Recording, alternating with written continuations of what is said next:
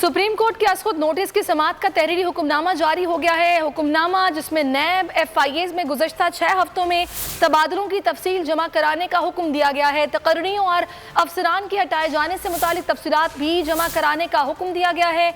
अदालत ने कहा है कि ECL पर स्टेटस को आइंदा समाअत तक बरकरार रहेगा।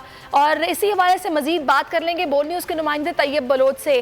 तैयब, बताएगा तहरीरी हुक्मनामे में क्या कहा गया है?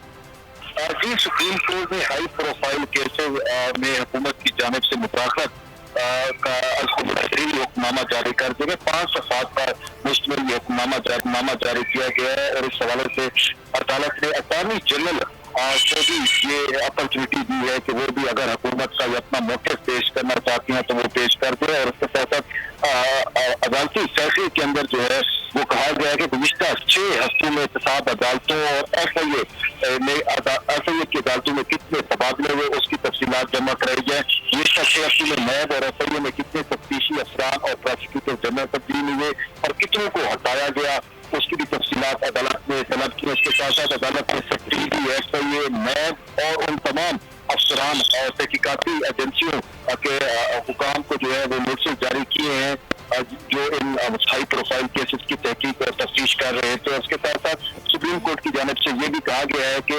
ECL में जो है वो किस तरीके से नाम निकालेगा और किस प्रोसीजर के तहत नाम निकालेगा या वो प्रोसीजर भी जो वो फॉलो किया गया या नहीं किया गया। उसके साथ साथ जो रिकॉर्ड सील करने से मुतल्लिक भी हुक्म किया वो जारी किया गया है और कहा गया है कि प्रोसिक्यूशन के पास जो ऑलरेडी हाई प्रोफाइल केसेस का रिकॉर्ड है वो सील करके जो है उसकी मैसेज और मजीद समाज।